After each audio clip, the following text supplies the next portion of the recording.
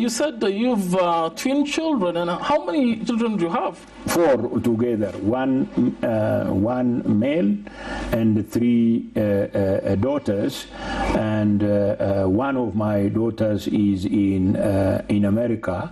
She has got married. She has now her own kid, her own house. She's in Maryland. She has taken her master's at the Netherlands.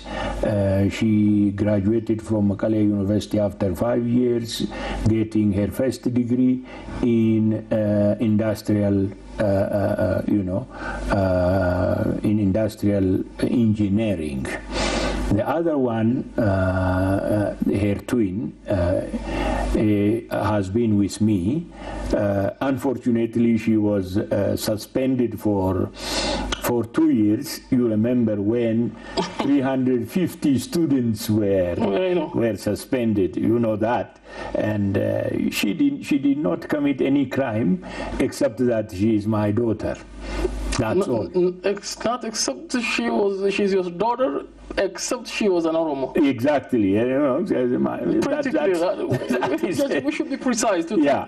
We're telling the people history. Right? Exactly. That's why I said this. Exactly. Well, what about the other two? She finished her degree, by the way, at Addis Ababa University Engineering. She's a civil engineer. She has taken her second degree, and now she's working at Ethiopian Road Authority, particularly Addis Ababa Road Authority in particular. She is there. What about the boy? The boy is now, he has finished his pre-clinic, and now he is in the clinical stage studying medicine. Medicine. Yes. Oh, great success. Yes. None of my children have followed my footsteps in studying history, because most of the time students say history does not pay. History does not pay is one thing, but let me ask you another question. Yes. Do you think the history of Ethiopia is properly written? Actually, at the beginning, you studied a little bit. Yeah, actually, from my own point of view as a historian, historians are skeptical. Historians hesitate to write history if they are good historians. If they are credible historians, they do not write hearsays. They need accounts. Accounts have to be credible. They need a testimony. They need evidence. They do not load on people what they are not. They have to find out. You know, in the case of Ethiopian history, in many cases, they follow court history, official history, and history of the rulers, forgetting the history of the ruled. For the most part, the Oromo have been ruled up to now. This is the way I see it. Even the great men like, Abte Georgis, like Balai Zaleke, great men like Gabayo Gabo Gurmu, these great people who have challenged the whites, like Balsha Safo in Adwa, their history is not written. And when their history is touched, they do not write their father's name fully. That was part of the game in trying to not to disclose the strong people, the contribution politically, the contribution of the strong people among the Oromo. Otherwise, as far as I have read and done research, the Oromo people had contributed a lot to the population of Northeast Africa, including Ethiopia. And broadly speaking, their history has not been written, closely investigated. And what we have done is simply a tip of the iceberg. And the younger generation, I think, would be in a position to bring to light the distorted history of the Oromo and the buried history of the Oromo, that these Oromo people have contributed a lot to the population of Northeast Africa and generally, and Ethiopia in particular. I always say the Oromo people are the pillar of this country. Thank you very much. But next time we'll talk about this idea only. For today, actually, we leave this and turn to the other topic. Have you published books? Yeah, I have published books. That is, historical documentation on Walaga history with Alessandro Triulzi, which is 340 or 50 pages, and that is correspondences between the central government and the Nakamti, including also Benishangul, Sheikh Ojole Al-Hassan, and Jote of Kellem. These correspondences are there for students to do research. Because I have very, what I have not told you is I have had very brilliant students. Like, for example, Ismail Gabisa was one of my students. Professor Ismail Gabisa? Yes, he's a professor. And Professor Abbas Haji, who is in Toronto University, was my student. He's the first RC history. Exactly. History, I know. Exactly. The first. In fact, I was his advisor when he wrote his on RC history. It was an eye opener for the people of RC and others in the East, actually. So, for example. There is also one of my students who is really brilliant, Itana Hapte. He has received his PhD from SOAS now. I know how he was pushed out of this, but you could have graduated long ago anyway. Okay.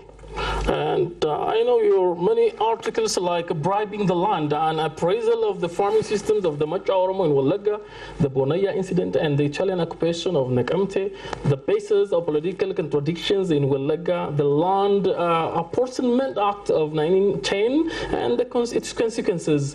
And again, a book which is about, it's actually poetry, about the songs that the Oromo praise their cattle and the use of those things. By the way, the final question I ask you, what can you tell me about Haile Fida? Yeah, Haile Fida, definitely when I came to the university, Haile Fida was not here. Haile Fida was in Western Europe, in France.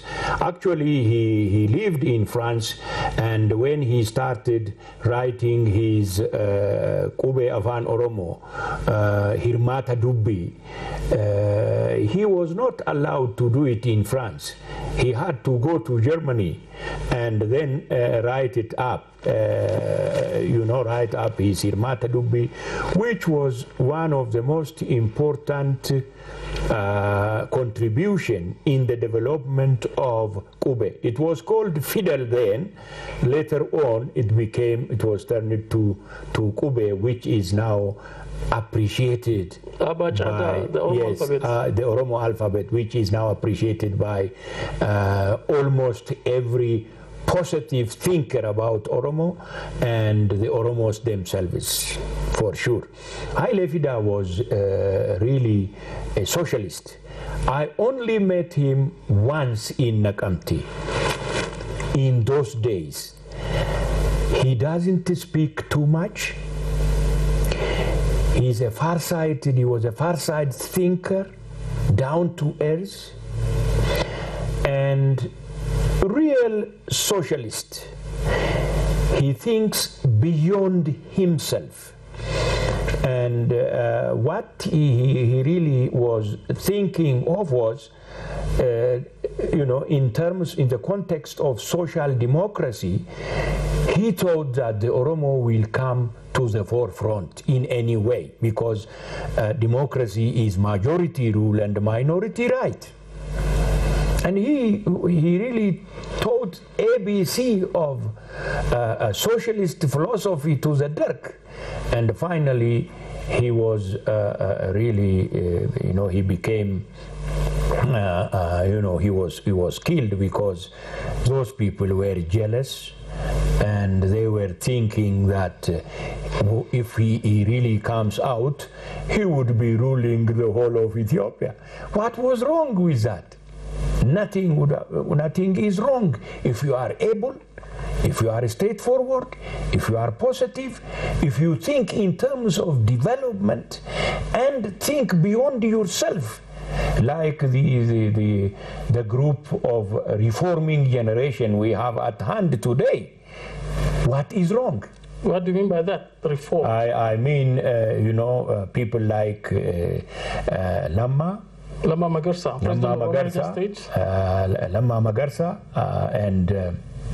and Abiy, Dr. Abiy Ahmed, who are really positive thinkers.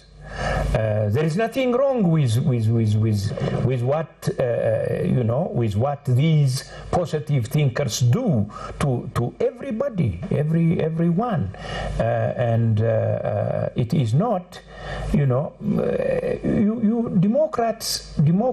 democracy is very difficult to exercise. We know over the last 27 years, which was simply a cover-up in name, but doing some other thing in another. So democracy is very important, because you have to implement that.